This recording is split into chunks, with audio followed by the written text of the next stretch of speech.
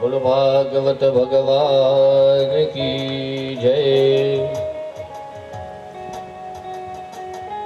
द्वारिकाधीश की जय।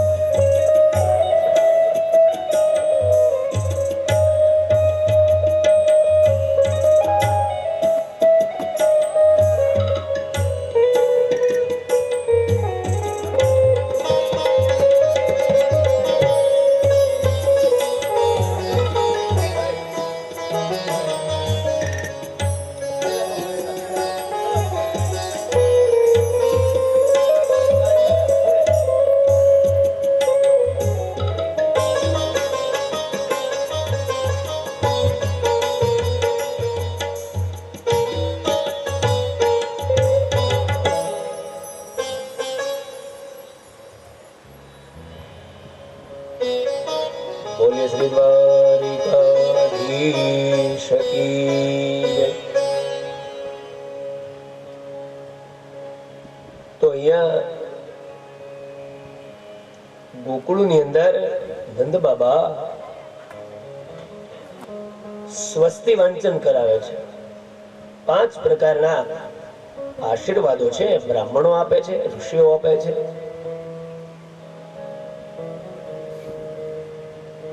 ત્યાર પછી જાત કર્મ સંસ્કાર શાસ્ત્રની અંદર આપણા 16 સંસ્કારો બતાવ્યા છે।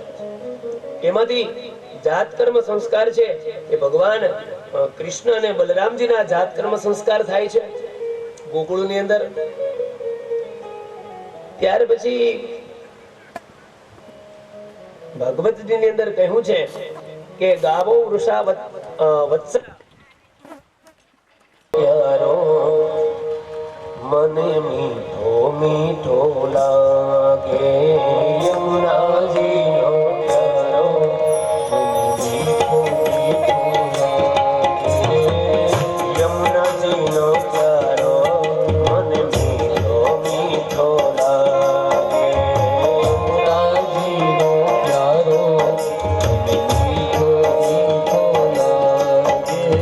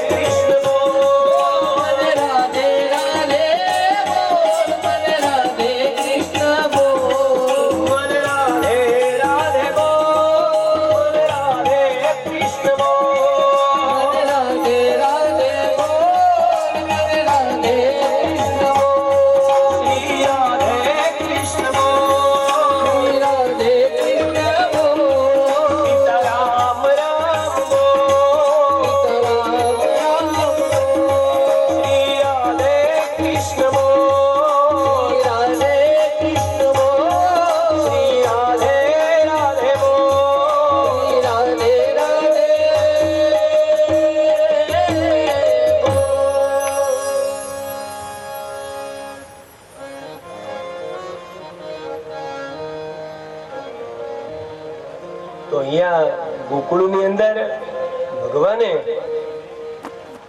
કૃષ્ણના પ્રાગટ્ય નિમિત્તે અનેક દાન કર્યા છે. પુત્ર જન્મની વધાયો ગોકુળની અંદર બધા ગોપ ગોવાળો ગોપીઓ આવી અને પરમાત્માને વધાવે છે. ગાવો વૃષા વત્સરા હરિદ્રા તૈલ રૂષિતા વિચિત્ર ધાતુર બહસ્ત્ર. અહીંયા અનેક પ્રકારના વસ્ત્રોનું દાન કર્યું છે.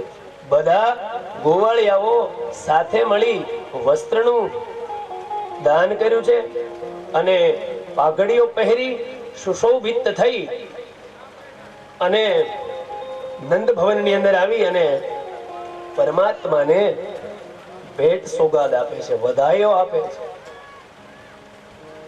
આવી સરસ મજાની ગોકુળની અંદર જેમ દિવાળીનો તહેવાર હોય એવી રીતે ગોકુળની અંદર એ તહેવાર ઉજવવામાં આવે છે અને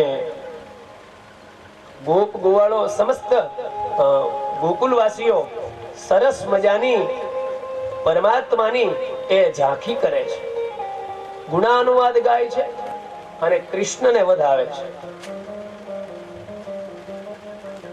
અને એ જ સમયે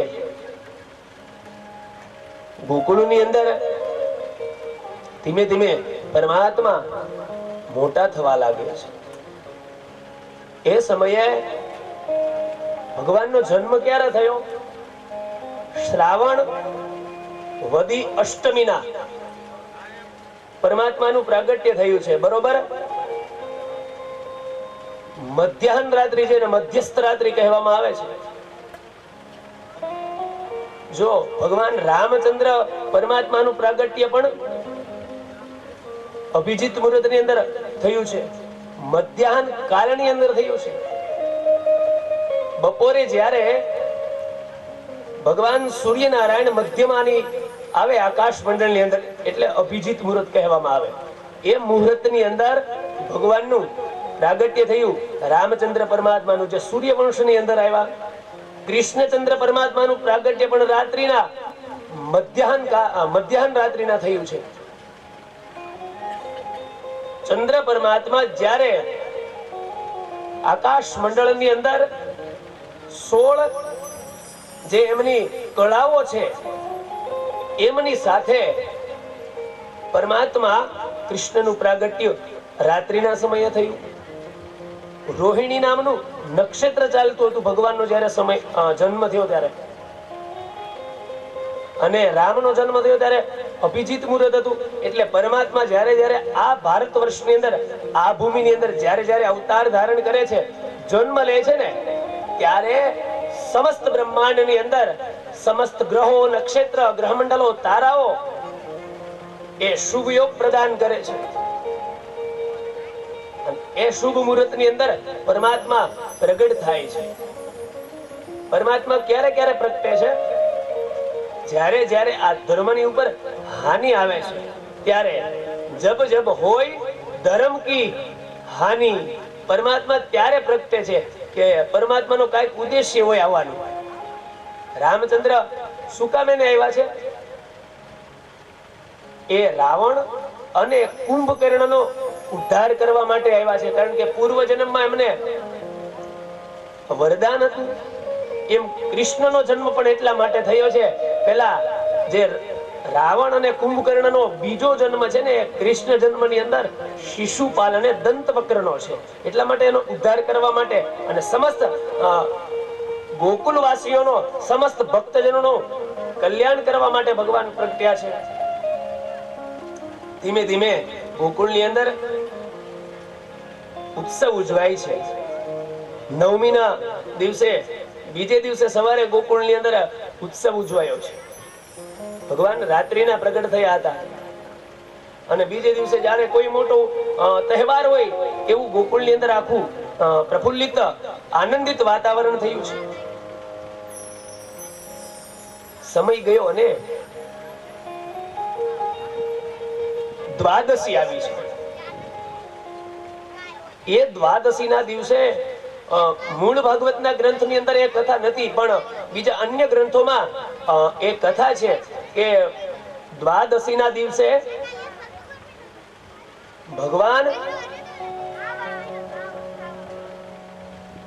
દેવના દેવ મહાદેવ એ કૃષ્ણના દર્શન કરવા માટે આવે છે અને ભગવાન મહાદેવ ને કૈલાસમાં ખબર પડી છે કે ગોકુળની અંદર નંદ બાબાને ત્યાં ઘણા સમયે પુત્રની પ્રાપ્તિ થઈ છે, એટલા માટે એના દર્શન કરવા માટે દેવના દેવ મહાદેવ આવે છે. વિષ્ણુશ્ચ હૃદયમ શિવ, શિવશ્ચ હૃદયમ વિષ્ણુ. શિવ છે ને એ ભગવાન વિષ્ણુ એટલે કે કૃષ્ણનું હૃદય છે અને કૃષ્ણ છે શિવનું હૃદય છે. ભગવાન કૃષ્ણ કોના જપ કરે છે? મહાદેવના જપ કરે છે. મહાદેવ કોના જપ કરે છે? વિષ્ણુશ્ચ હૃદયમ શિવ, એ શિવના મહાદેવના જપ કરે છે. મહાદેવને થયું કે ભગવાને ગોકુળની અંદર અવતાર એક બાળક સ્વરૂપે અવતાર લીધો છે, મારે એના બાળ સ્વરૂપના દર્શન કરવા માટે જવું છે. ત્યારે મહાદેવ કૈલાસ પર્વત ઉપરથી સાથે પોતાના શૃંગી અને ભૃંગી છે બંનેને સાથે લઈ અને અવધૂત વેશ, જોગીનો વેશ ધારણ કરી, સાધુનો વેશ ધારણ કરી અને આ ભારતવર્ષની અંદર કૈલાસ પર્વત ઉપરથી ગોકુળની અંદર ભગવાન આશુતોષ મહાદેવ કૃષ્ણના દર્શન કરવા માટે આવે છે. એ સમયે ગોકુળની અંદર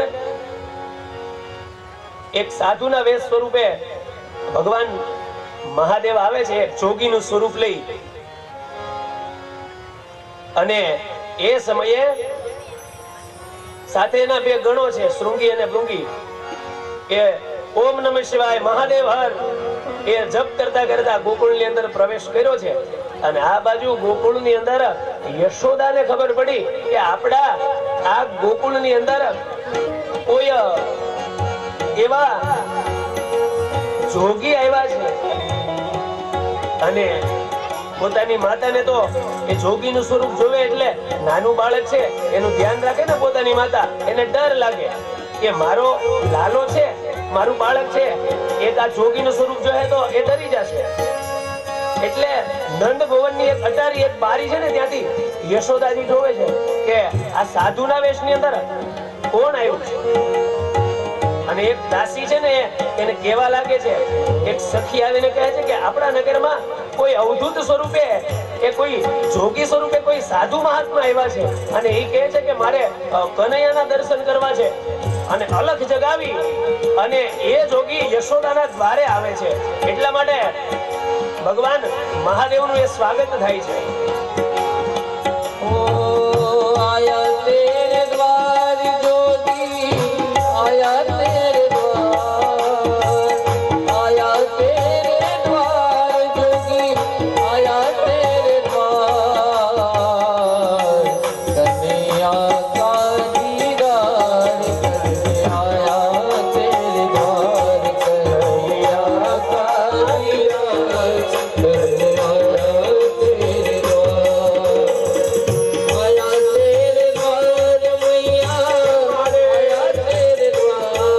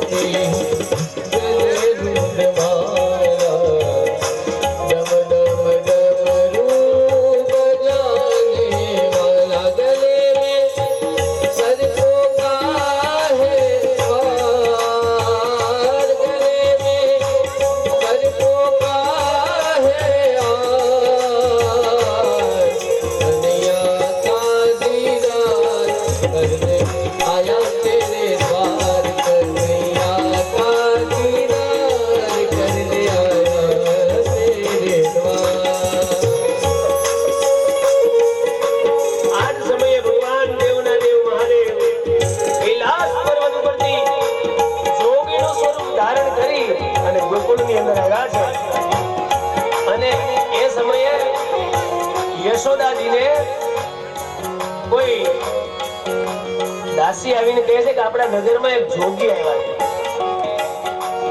એ કહે છે કે મારે લાલાના દર્શન કરવા છે. મેં સાંભળ્યું છે કે આ નંદ ભુવનની અંદર, આ ગોકુળની અંદર નંદ બાબાને ત્યાં એક પુત્ર નો જન્મ થયો છે જેનું નામ લાલો છે ને મારે એના દર્શન કરવા માટે આવું છે. માટે યશોદાને કહો, નંદ બાબાને કહો કે મારે એક કૃષ્ણના દર્શન કરવા છે, લાલાના એ લાલાના દર્શન કરવા છે. અને એ સમયે એ જ જોગી સ્વરૂપે આવેલા મહાદેવ જ્યારે એ દાસી જે સમાચાર લઈ અને આવે છે એક ગોપી કે મહાદેવને અંદર દર્શન કરવા માટે આવું છે, ત્યારે દર્શન કરવા માટે એ ગોપી છે ને યશોદાજીને કહે છે કે એ યોગી સ્વરૂપે કોઈ સાધુ વેશ સ્વરૂપે આવ્યા છે, તેને લાલાના દર્શન કરવા છે. માટે તમે જો આજ્ઞા કરો તો એ જોગીને હું અહીંયા ઘરમાં બોલાવું, નંદ ભુવનમાં બોલાવું, એટલે એ દર્શન કરે. અને ત્યારે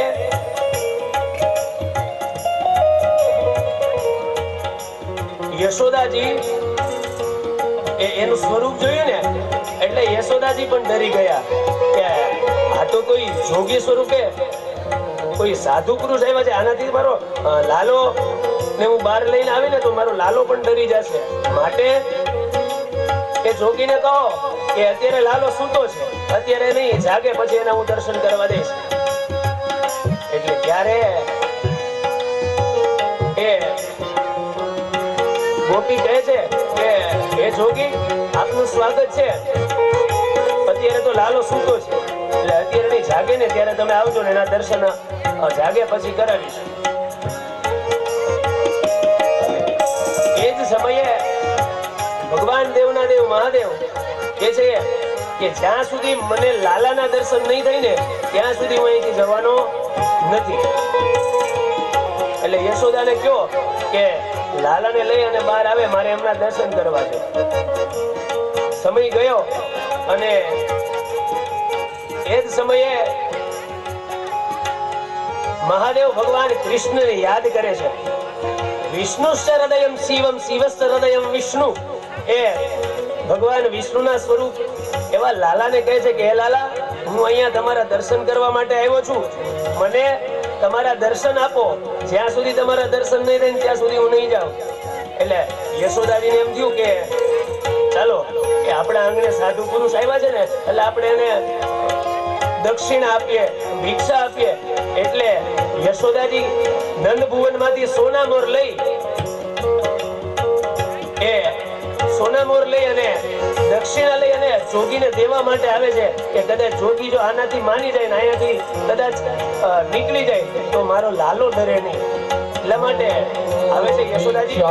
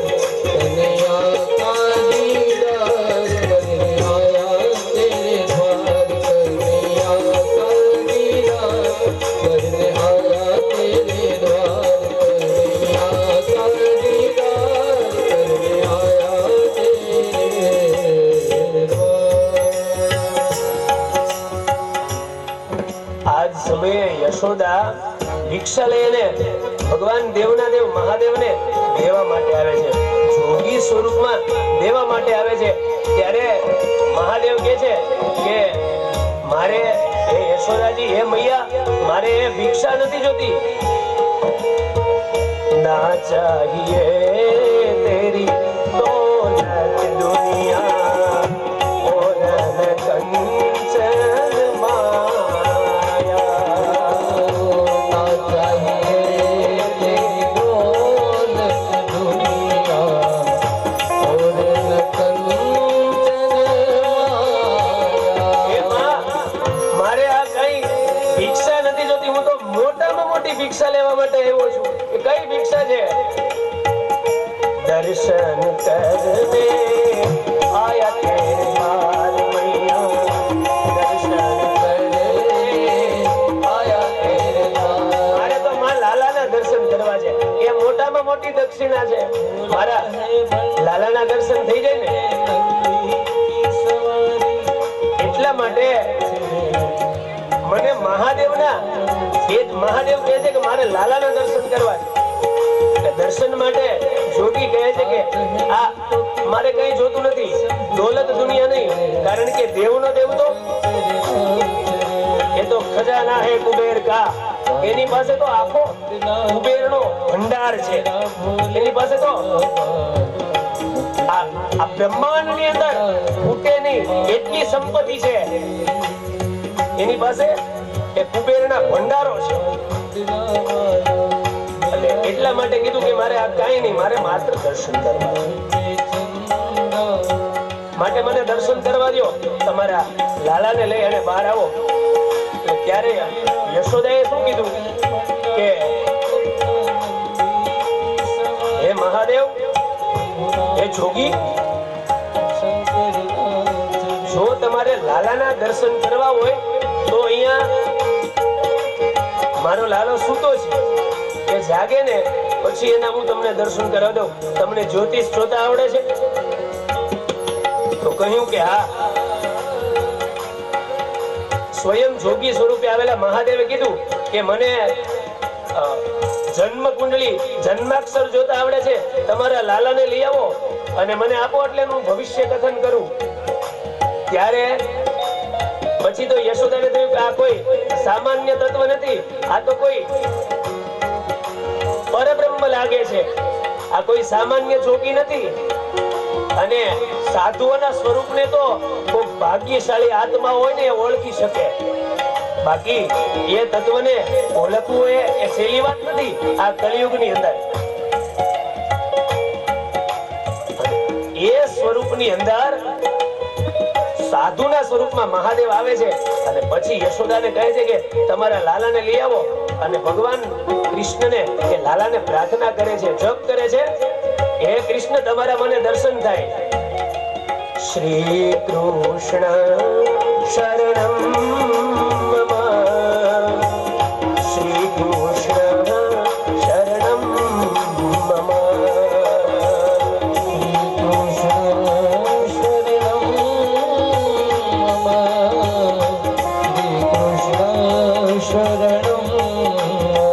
આવા મંત્રનો જપ કરવા લાગ્યા અને એ મંત્રના પ્રભાવથી લાલો છે નંદભુવનની અંદર રડવા લાગ્યો.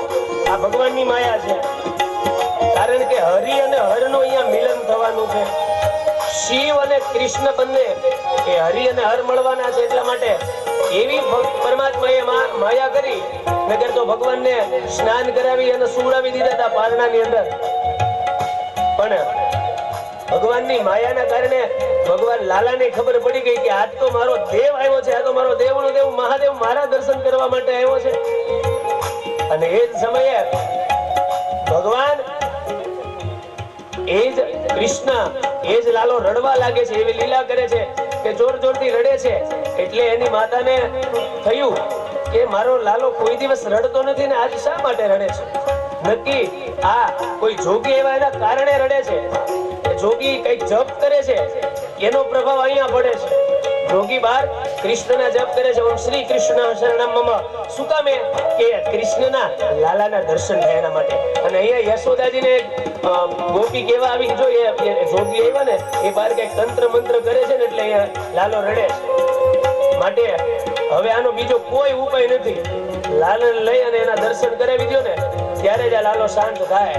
એટલે લાલાને લઈ અને દર્શન કરાવવા માટે નંદ ભવનની અંદર એ જોગીને કહે છે કે હે જોગી, આપ આવો અને મારા લાલાના દર્શન કરો. અને એ સુંદર મજાનું ભગવાન બાલકૃષ્ણનું સ્વરૂપ હતું ને એ લઈ અને જોગી સ્વરૂપે મહાદેવને આપે છે. અને મહાદેવ પોતાના હાથની અંદર જોઈ અને હરિ અને હરની જ્યારે દ્રષ્ટિ એક થઈને ત્યારે આખા બ્રહ્માંડની અંદર, આખા વિશ્વની અંદર આનંદ થયો છે. કારણ કે શિવ અને ભગવાન વિષ્ણુ, હરિ અને હરનું અહીંયા મિલન થયું છે. तेरा लाला है जगत उजियारा, सच्चिदानंद सब रखवाला. तेरा लाला है लाला, कन्हैया आ जाओ, कन्हैया आ जाओ,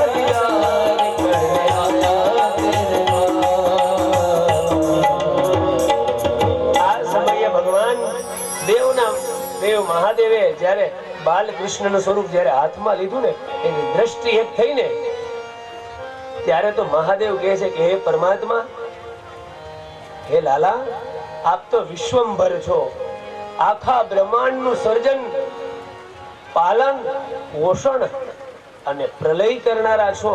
હે પરમાત્મા, આ તો ભાગ્યશાળી જે જીવાત્મા હોય ને એ તમારા દર્શન કરી શકે. માટે હે પરમાત્મા, એને ભગવાન શિવ આનંદથી નમસ્કાર કરે છે, પ્રાર્થના કરે છે. અને ત્યારે બેની દ્રષ્ટિ એક થઈ ગઈ ને એટલે યશોદા શું કહે છે કે જોગી, તમે એટલું બધું કેમ મારા લાલાની સામું જોવો છો? મારા લાલાને નજર લાગી જશે. તમે જો કઈ જ્યોતિષ જાણતા હોય ને તો મને ઝડપથી આનો ફળાદેશ કરો. આ કઈ જાણતા હોય ને કઈ ગ્રહોનું, કઈ જન્મ કુંડળી, જન્માક્ષર કઈ જાણતા હોય તો ઝડપથી મારો લાલો કેવો થશે ને એ મને કહો. ત્યારે મહાદેવ ભગવાનની સામે દ્રષ્ટિ કરે છે, બાલકૃષ્ણની સામે, અને કહે છે કે હે ભગવાન, તમારા જન્માક્ષર તો હું કેવી રીતે જોઈ શકું? તમે આખા બ્રહ્માંડનું, તમે આખા ગ્રહોનું, તમે નક્ષત્રનું, તારામંડળનું, આ વિશ્વનું તમે ભરણ પોષણ કરો છો. ગ્રહો, એ સ્થિતિઓ, મુહૂર્તો તમારા મુખની અંદર સમાયેલા છે. હું તો આપનું શું ભવિષ્ય કથન કરી શકું? અને ત્યારે ભગવાન બાલકૃષ્ણ પરમાત્મા એ લાલાની આજ્ઞા લઈ અને ભવિષ્ય કથન કરે છે. અને યશોદાજીને એ કહે છે કે હે મૈયા, આ તારો પુત્ર લાલો છે ને, એમના બધા જ ગ્રહો ઉચ્ચના છે. એક કુંડલીના સ્થાનની અંદર એક સાથે 8 ગ્રહો રહેલા છે. એટલા માટે આ તારો લાલો છે ને એ વિદ્વાન થશે અને અખિલ બ્રહ્માંડ ની અંદર આમની યશ ગાથા ગવાશે, એમની કીર્તિ ગવાશે સુધી આ સૂર્ય ચંદ્ર જ્યાં સુધી આ પૃથ્વી ધરા રહેશે ત્યાં સુધી ચારે ચાર યુગની અંદર આ તત્વને કોઈ, આ તારા પુત્રને કોઈ ભૂલી શકશે નહીં. એવો આનો ફળાદેશ છે, એવા આના ગ્રહો છે, એવી આની જન્મ કુંડળી છે. બધા જ ગ્રહો ઉચ્ચના છે. અને ત્યારે મૈયા યશોદા શું કે છે? ચાલો એ બરોબર છે, હવે મને એક મહત્વની વાત કરો કે મારા લાલાના લગ્ન ક્યારે થશે? આનો લગ્ન યોગ ક્યારે થશે? આ તો ભગવાન મહાદેવ કહે છે કે આમનો એક ગ્રહ છે ને એ જુદો છે, એક સ્થાનની અંદર સપ્તમ ભુવનની અંદર પડેલો છે. એટલા માટે આના એક લગ્ન નહીં પણ અનેક લગ્ન થશે, અનેક રાણી કોનો રાજા થશે, અને અનેક ગોપીઓ છે એ પરમાત્માની ભક્તિ સ્વરૂપી એ ભક્તિ કરશે. અને એક નહીં, બે નહીં, ત્રણ નહીં, ચાર નહીં, પણ ગ્રહો પ્રમાણે હું કહું છું કે 16,108 રાણીઓની સાથે આના લગ્ન થશે. આ તો યશોદાદી રાજી થઈ ગયા. ઓહો, કે મારા લાલાના 16,108 લગ્ન થશે. એના ભાગ્ય કેવા હશે, આના ગ્રહો કેવા હશે? સ્વયં યશોદાને ભગવાને જ્યાં સુધી પોતાના વિશ્વરૂપના દર્શન નથી કરાવ્યા ત્યાં સુધી ખબર નથી કે મારે ત્યાં સ્વયં અખિલ બ્રહ્માંડનો નાયક પુત્ર બનીને આવ્યો છે. એટલા માટે એ જ સમયે મહાદેવે જન્મ કુંડળીનું ફળ કથન કર્યું છે. અને આપણે પણ આપણા દીકરા દીકરીની જન્મ પત્રિકાઓ ગ્રહો બધું મેળવીએ છીએ ને મુહૂર્ત પ્રમાણે. તો અહીંયા તો સ્વયં મહાદેવે એની જન્મ કુંડળી અને જન્મ પત્રિકા બનાવી છે. ઘણી વાર આપણને એમ થાય કે આ જન્મનું બધું ગ્રહો અને નક્ષત્ર બધું સાચું હશે કે ખોટું હશે. ખરેખર સાહિત્ય શાસ્ત્રની અંદર એનું વર્ણન છે. ખરેખર આ ગ્રહોની સાથે આપણી શરીરની બધી તત્વો છે, પ્રકૃતિઓ જોડાયેલી છે. મેં કહ્યું હતું ને કે ગ્રહોની પ્રભુત્વ આ શરીર ઉપર છે. જ્યારે જન્મ થાય એ સમયે જો કુંડળીની અંદર રાહુ અને ચંદ્ર ગ્રહ ભેગા થાય ને ત્યારે એ કોઈ કુંડળી જ્યારે બ્રાહ્મણ જોવે ને ત્યારે એને ખબર પડે કે આમની કુંડળીની અંદર ચંદ્ર અને રાહુ નામનો ગ્રહણ યોગ છે, સૂર્ય અને રાહુ નામનો ગ્રહણ યોગ છે. પછી એ જન્મ કુંડળી અંદર ઉચ્ચના ગ્રહો હોય ત્યારે જે ગ્રહો ઉપરથી એની સ્થિતિ નક્કી થાય, એનો ફળાદેશ નક્કી થાય કે આ વ્યક્તિના ભાગ્યની અંદર આ વ્યક્તિને આ સમયની અંદર એટલું સુખ મળશે, એટલું દુઃખ મળશે, એટલી સંપત્તિ મળશે. આ વ્યક્તિ એટલું ધાર્મિક વ્યક્તિ બનશે, વિદ્યાવાન બનશે, યશસ્વી, તેજસ્વી અને ઓજસ્વી બનશે. એ જન્મ પત્રિકાના ગ્રહો ઉપરથી નક્કી થાય. એટલા માટે ગ્રહોનું પણ મહત્વ શાસ્ત્રોની અંદર છે. ભગવાનનું ત્યાં એ ફળ કથન કરી મહાદેવ દર્શન કરી અને ફરીથી આશીર્વાદ આપે છે. યશોદાને કહે છે કે હે માતા, આ તારો લાલો છે ને એ યુગોના યુગ સુધી જીવશે અને એની યશ ગાથા ગવાશે. અને એ જ સમયે પછી મહાદેવ પોતાના એ લોકની અંદર કૈલાસ પર્વત ઉપર જાય છે. આ બાજુ ભગવાનને યશોદાજી અને લાલો છે એમની પણ દ્રષ્ટિ એ એક થાય છે. સમય ગયો અને ત્યાર પછી એ દ્વાદશી ગઈ અને પછી ત્રયોદશી ગઈ અને ચતુર્દશી આવે છે, 14 આવે છે. તેના દિવસે પૂતના એ છે એ ગોકુળની અંદર આવે છે. આવો થોડી વાર માટે એના પેલા જાહેરાત છે એ લઈ લઈએ. બોલો દ્વારિકાધીશ કી જય. આપણી કથામાં ભાગવત ભગવાન કી જય.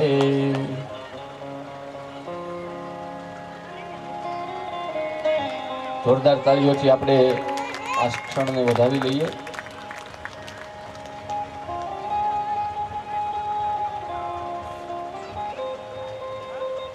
કૃષ્ણાય વાસુદેવાય હરે પરમાત્મને પ્રણતક્લેશનાશાય ગોવિંદાય નમો નમઃ.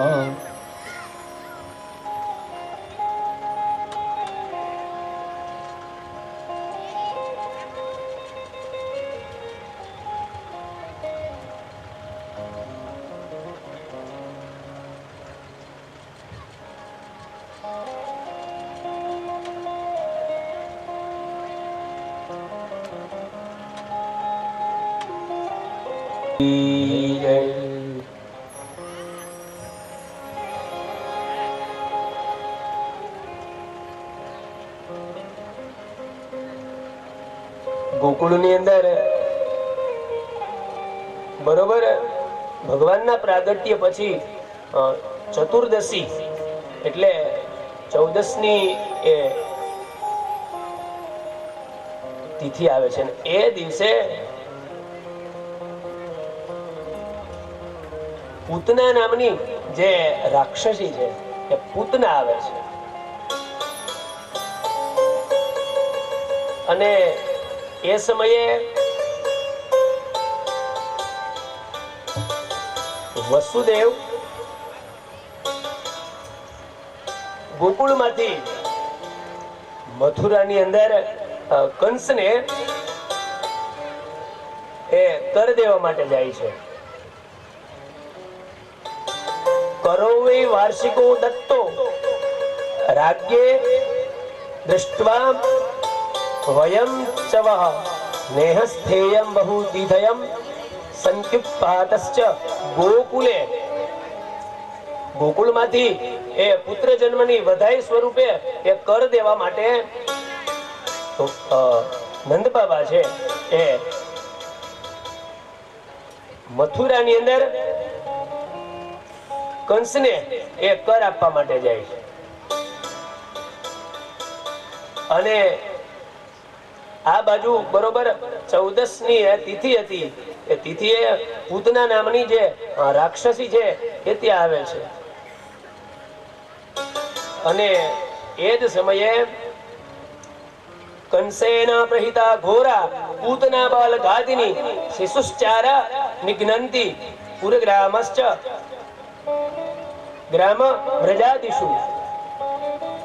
પૂતના નામની અત્યંત ક્રૂર રાક્ષસી હતી અને તેનું એક જ કામ હતું, બાળકોને એ નાના બાળકો હોય એમને એમનો નાશ કરવાનો, એમને મારી નાખવાનો. અને કંસની આજ્ઞાથી તે નગરમાં ગામની અંદર જે બધા ગોકુળવાસીઓ રહેતા હતા કે ત્યાં પૂતના આવે છે. બધાને પૂછતા પૂછતા એ પૂતના નંદ ભવનની તરફ જાય છે અને કહે છે કે આ ગોકુળની અંદર કોઈ નંદ ભવન છે અને ત્યાં નંદ બાબાને ત્યાં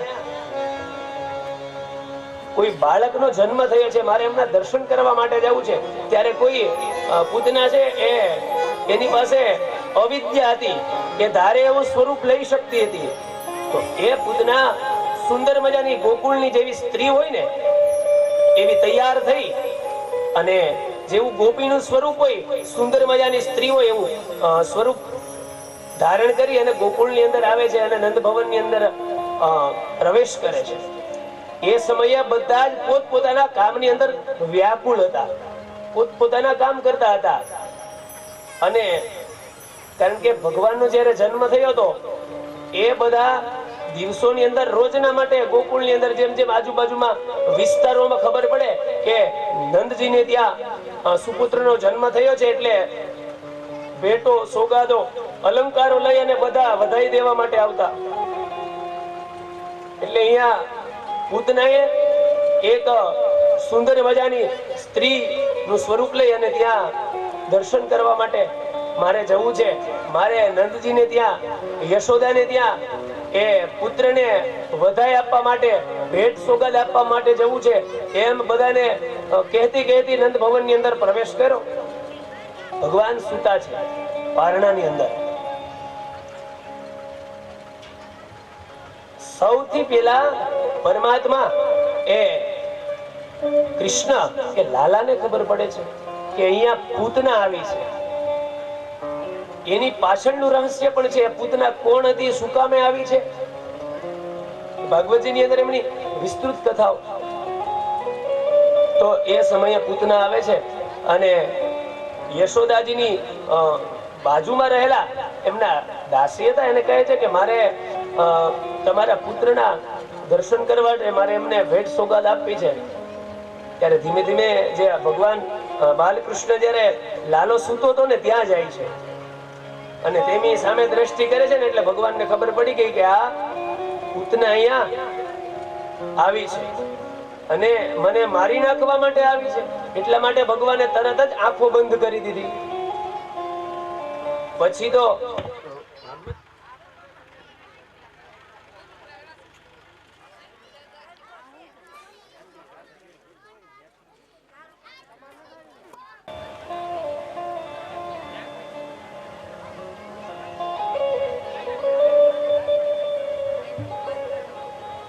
ગોકુળની અંદર, નંદ ભવનની અંદર પૂતના નામની જે રાક્ષસી છે એ આવે છે પરમાત્માની પાસે, બાલકૃષ્ણની પાસે આવે છે. પારણાની અંદર એ નંદ ભવનની અંદર યશોદાનો લાલો સૂતો છે. એ લાલાને ખબર પડી એટલે તરત જ એણે આંખો બંધ કરી છે. ભાગવતજીની અંદર સુબોધીજીની અંદર શ્રી વલ્લભાચાર્ય તેમજ અનેક મહાત્માઓએ આંખો બંધ કરી છે ને ભગવાન એના બધા કારણો દર્શાવ્યા કે ભગવાને ત્યારે આંખો શું કામ એને બંધ કરી દીધી છે. તો ભાગવતની અંદર એનું સ્પષ્ટ વર્ણન બતાવ્યું છે કે જ્યારે ભગવાન કહે છે કે આ પૂતના છે એ અવિદ્યા છે, જે પવિત્ર નથી. જ્યારે અપવિત્ર વ્યક્તિ છે ને, અપવિત્ર જીવ ભગવાન પાસે જાય ને ત્યારે એ ભગવાનને ગમતું નથી. એટલા માટે પરમાત્માએ આંખો બંધ કરી દીધી છે. ત્યાર પછી પૂતના અપી નયતિ, જે પવિત્ર નથી. તેમજ ભગવાને વિચાર્યું કે આ જન્મમાં આ પૂતના નામની રાક્ષસીએ કોઈ પરમાત્માની સાધના, ઉપાસના કે ભક્તિ કરી નથી. એટલા માટે એનું મુખ ન જોવું જોઈએ. એટલા માટે પરમાત્માએ આંખો બંધ કરી છે. કોઈ દિવસ જે જીવાત્માએ ભગવાનનું નામ ન લીધું હોય, આ જીવથી કોઈ દિવસ ગુણા અનુવાદ ન ગયા હોય, આ દ્રષ્ટિથી ક્યારેય આંખેથી પરમાત્માના દર્શન નથી થયા, આ કર્ણથી કોઈ દિવસ પરમાત્માના ગુણા અનુવાદ સાંભળ્યા નથી, આ પગથી કોઈ દિવસ પરમાત્માના મંદિર સુધી એ જીવ ગયો નથી. માટે અહીંયા પરમાત્મા કહે છે કે આ જીવ છે પવિત્ર છે, એટલા માટે મેં આંખો બંધ કરી છે. અને પરમાત્મા એટલા માટે આંખો બંધ કરી કે પૂર્વ જન્મનું એ જોવે છે કે આના પૂર્વ જન્મનું કઈ પુણ્ય છે કે નથી. અને એ પૂતના નામની જે રાક્ષસી છે પોતાના વક્ષસ્થળ ઉપર કાલકૂટ નામનું ઝેર લગાવી અને એ લાલાને પાવા માટે એનું મૃત્યુ થઈ જાય એના માટે આવી છે. એટલે ભગવાને આંખો બંધ કરીને જોયું કે આના પૂર્વજન્મનું કઈ પુણ્ય છે કે નથી. ત્યારે પરમાત્માએ આંખો બંધ કરીને એટલે તરત જ એનો પૂર્વજન્મના ભગવાને જોઈ લીધો કે આ પૂર્વજન્મમાં કોણ હતું. એટલે આંખો બંધ કરી એટલે પરમાત્માએ પૂર્વજન્મમાં યાદ કર્યું કે આ સ્ત્રી કોણ હતી. તો પરમાત્માને યાદ આવે છે કે હું જ્યારે બલિ રાજાના યજ્ઞમાં ગયો ત્યારે એમના બેન એ રત્નમાલા હું બટુક સ્વરૂપે ગયો હતો ત્યારે એમણે મારી સામે દ્રષ્ટિ કરી હતી અને તેણે એવી ભાવના કરી હતી કે મારે ત્યાં આવો સુંદર મજાનો પુત્ર થાય. એટલા માટે પરમાત્માએ આંખો બંધ કરીને જોયું કે આને પૂર્વજન્મમાં કેવી ભાવના કરેલી હતી. એટલે પરમાત્માએ એ યોગ માયા વડે તરત જ નક્કી કરી લીધું કે આ પૂર્વજન્મની બલિ રાજાની એ રત્નમાલા અહીંયા આવી છે અને એ રત્નમાલા પુત્રની ઈચ્છા એની પૂર્ણ નથી થઈ. એ ઈચ્છા પૂર્ણ કરવા માટે આવી છે મારી પાસે. ભલે રાક્ષસી બની આવી પણ એ કાલકૂટ નામનું ઝેર લઈને આવી છે. તમે જુઓ આ કથા સાંભળો.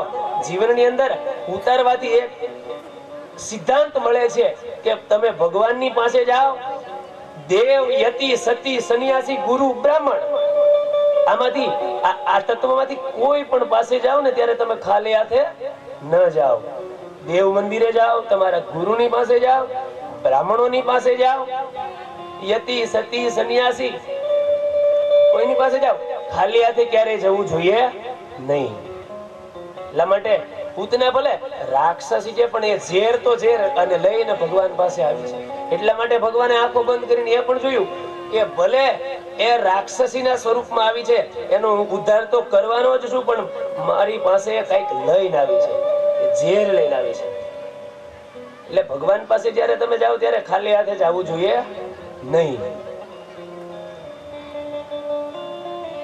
એટલે કાલકૂટ નામનું ઝેર લઈ અને તે આવી છે. એટલા માટે આંખો બંધ કરી દીધી. આમ તો વિદ્વાનોએ 27 પ્રકારના કારણો દર્શાવ્યા છે કે પરમાત્માએ શું કામ આંખો બંધ કરી. 27 પ્રકારના કારણો છે પણ મુખ્ય કારણોને આપણે શ્રવણ કરી લઈએ. હરમેશની માટે દેવતાઓ પાસે જાઓ ને ત્યારે ખાલી હાથે ક્યારેય ન જવું. ભગવાને નક્કી કર્યું કે આ એ જ પૂતનાને મારી પાસે આવી છે એટલે હું એનો ઉદ્ધાર કરીશ. અને પછી ભગવાન એવું પણ વિચારે છે કે મારો તો હજી જન્મ થયો છે, મારી બાળ લીલાનો તો હજી પ્રારંભ થયો છે, એ પ્રારંભમાં જ એ વિરક્તિ પૂર્વક મેં નેત્રને બંધ કરી દઉં.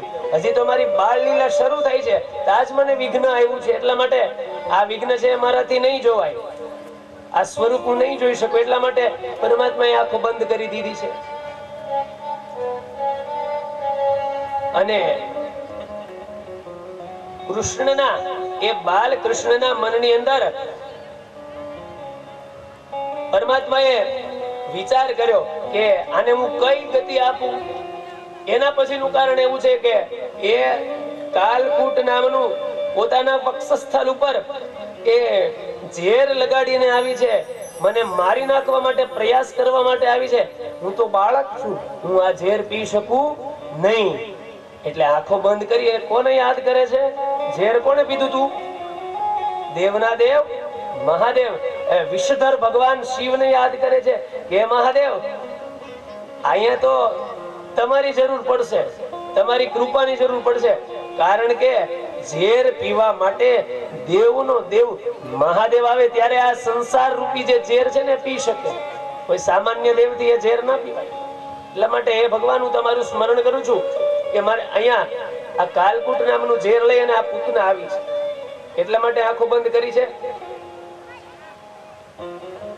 અને બાલકૃષ્ણ એનું સ્વરૂપ નાનું છે, એટલા માટે એ સ્ત્રીનું સ્વરૂપ છે, એટલા માટે મર્યાદાથી પરમાત્માએ આંખો બંધ કરી છે. આવા ઘણા બધા એમના એ કારણો વિદ્વાનોએ બતાવ્યા છે. પછી તો પૂતનાને દયા ના આવી, કારણ કે રાક્ષસી હતી. એને તો નક્કી કર્યું હતું કે મારે આ બાળકને અહીંયા મારી નાખવો છે, આ લાલાને અહીંયા ઝેર પીવડાવી દઉં એટલે એ નાશ થઈ જશે. માટે પછી એમણે એ લીલા છે એ શરૂ કરી. અને નંદભુવન ની અંદર કોઈ નથી. અને એ સમયે એ પારણામાંથી બાળકનું સ્વરૂપ છે એ લાલાને લઈ અને પોતાના એક ખોળાની અંદર લે છે અને એને સ્તનપાન કરાવે છે, પયઃપાન કરાવે છે.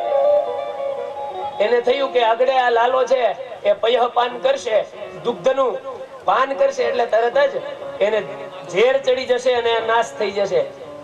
પણ એને ખબર નથી કે આ કોઈ સામાન્ય લાલો નથી, કોઈ સામાન્ય બાળક નથી. આ તો પરમાત્મા શ્રી અંશાવતાર, જેને નારાયણ કહી શકાય, આખા બ્રહ્માંડનું સર્જન અને એક જ સેકન્ડની અંદર વિસર્જન કરે એ પરમાત્મા છે. ઓળખી શકી નથી. જ્યાં સુધી તમારામાં પાપની વૃત્તિ હશે, જ્યાં સુધી તમારી પાસે તમારી વિચારધારા સારી નહીં હોય, અપવિત્રતા હશે, જ્યાં સુધી તમારા મનની શુદ્ધિ નહીં હોય, હૃદયની શુદ્ધિ નહીં હોય ને, ત્યાં સુધી તમે પરમાત્માને ઓળખી શકશો નહીં. પૂતના ભગવાનને ઓળખી શકી નથી. એટલે પૂતનાએ બાળકને લઈ અને પયઃપાન કરાવે છે અને એ જ સમયે ભગવાન બાલકૃષ્ણ છે એના પયઃનું પાન કરે છે, એ સ્તનપાન કરે છે. અને ધીમે ધીમે સમય જવા લાગ્યો અને પૂતનાને ભગવાન બાલકૃષ્ણ છે એ પયઃપાનની સાથે એના પ્રાણ ચૂસવા લાગ્યા છે. અને એ જ સમયે પૂતના છે, રાક્ષસી છે, ધીમે ધીમે સમય જતા જતા પોતાના મૂળ સ્વરૂપની અંદર પ્રગટ થાય છે. અને એ બાલકૃષ્ણને કહે છે કે સા મુંચ મુંચાલમિતિ પ્રભાષિણી, હે લાલા મને છોડી દે, હું તને જાણી શકી નહીં. હે પરમાત્મા, આપને હું ઓળખી શકી નથી. મને આપ છોડી દો, મને આપ છોડી દો, મુક્ત કરો, મુક્ત કરો. અને એ સમયે પૂતનાએ ભગવાનને, એ બાલકૃષ્ણને કહ્યું કે સા મુંચ મુંચાલ મિતિ પ્રભાષિણી નિષ્પીડ્યમાન નખિલ જીવમર્મિણી વિવૃત્ય નેત્ર ચરણોમ ભુજો મુહુ પ્રસિન્ન ગાત્રા ક્ષિપતિ હૃદોહ. પૂતના કહે છે કે હે પરમાત્મા, મને આપ મુક્ત કરો. સા મુંચ મુંચાલ મિતિ, હવે મને છોડી દો, હવે મને છોડી દો. જીવ જ્યારે પરમાત્માને કહે ને કે હે પરમાત્મા, હવે મને છોડી દો, મને મુક્ત કરો, મુક્ત કરો, ત્યારે એ પરમાત્મા જીવને મુક્ત કરવા માટે આવે છે. અહીંયા પૂતનાના પ્રાણ ભગવાને ચૂસી લીધા છે અને મૂળ સ્વરૂપની અંદર, રાક્ષસના સ્વરૂપની અંદર પ્રગટ થઈ છે. અને આ દ્રશ્ય ભયંકર ઘટના હતી. એટલે ગોકુળવાસીઓ, યશોદા બધા જ ત્યાં આવ્યા છે અને આ દ્રશ્યને જોવે છે એટલે બધા ભયભીત થઈ ગયા. અને એ સમયે પૂતનાના પ્રાણ ભગવાને ચૂસી લીધા છે, પ્રાણ હરી લીધા છે. એટલા માટે કપટ ભાવથી કોઈ દિવસ દેવતાઓની પાસે જવાય નહીં. ક્યારેય પુણ્ય ફળની પ્રાપ્તિ થતી નથી. પૂતના કપટ ભાવથી આવી હતી. પૂતનાનો પરમાત્માએ ઉદ્ધાર કર્યો છે. પછી તો એ પૂતનાનું સ્વરૂપ છે એ ભાગવતજીમાં બતાવ્યું છે. અન્ય ગ્રંથોના આધારે કહીએ તો એ પૂતનાનું સ્વરૂપ કેવડું છે. શ્લોકનું ગુજરાતી કરીશ ને, વ્યાકરણ ભાષામાં કદાચ નહીં સમજાય, પણ ડાયરેક્ટ તમને સીધે સીધું ગુજરાતી સમજાવી દઉં કે 18 કિલોમીટરની અંદર એ સમય ને એવડું પૂતનાનું સ્વરૂપ હતું. વિચાર કરો, 18 કિલોમીટરનું ક્ષેત્ર કેવું થાય. એટલા સ્વરૂપની અંદર આ પૂતનાનું સ્વરૂપ હતું. અને ભગવાન બાલકૃષ્ણ એની સામે એકદમ નાના બાળક હતા.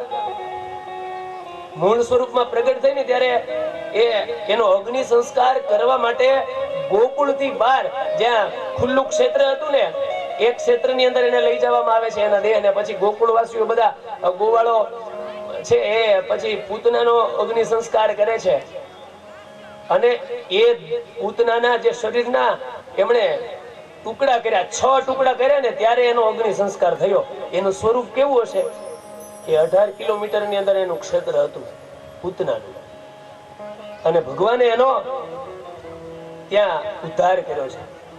કારણ કે ભગવાનના શરણમાં જે એકવાર જાય એના દર્શન થઈ જાય, એનો ઉદ્ધાર થાય છે. એટલે એનો ઉદ્ધાર કર્યો. પછી સમય ગયો અને લાલાને આ દ્રશ્ય જોયું ને, એટલે યશોદાજીને થયું કે આટલા બધા ઉત્પાતો ગોકુળની અંદર થાય છે, નક્કી કઈક મારા લાલાને થયું છે, નકર આટલા બધા વિઘ્ન ન આવે. એટલે પછી ધીમે ધીમે સમય ગયો એટલે ભગવાનનું જન્મનું નક્ષત્ર આવે છે. એ પછી જન્મ નક્ષત્રનો ઉત્સવ ઉજવે છે. આપણે પણ આપણા સંતાનોની જન્મ તારીખ આવે ત્યારે જન્મ દિવસ ઉજવીએ છીએ ને. ખરેખર શાસ્ત્રમાં કીધું છે કે તારીખ પ્રમાણે જન્મ દિવસ ઉજવવામાં ના આવે. આપણે તો પેલી વિદેશોની સંસ્કૃતિ પ્રમાણે તારીખ પ્રમાણે જન્મ દિવસ ઉજવીએ છીએ. પણ ખરેખર શાસ્ત્રમાં કીધું છે કે નક્ષત્ર જ્યારે આવતું હોય ત્યારે અથવા તો તિથિ આવતી હોય ત્યારે જન્મ દિવસ ઉજવવામાં આવે. અને એ જન્મ દિવસ કેવી રીતે શાસ્ત્રોક્ત રીતે ઉજવવો હોય તો કેવી રીતે ઉજવાય, તો એને વર્ધાપન નામની વિધિ શાસ્ત્રમાં કીધી છે, જે કરવાથી આયુષ્યની વૃદ્ધિ થાય. તમે અત્યારે આપણે ક્રેઝ ચાલે છે ને આ ઘણા સમયથી, પેલા વિદેશોમાં બધા કેક કાપીએ એમ આપણે જન્મ દિવસના દિવસે કેક કાપીએ છીએ, અથવા પેલા લગ્નનો દિવસ એનિવર્સરી આવે ત્યારે પણ કેક કાપીએ છીએ. પણ ખરેખર શાસ્ત્રની અંદર જન્મ દિવસ કેવી રીતે ઉજવવો ને, એ ભગવાન કૃષ્ણનો જન્મ નક્ષત્ર નો ઉત્સવ ઉજવાય તો લખેલું છે.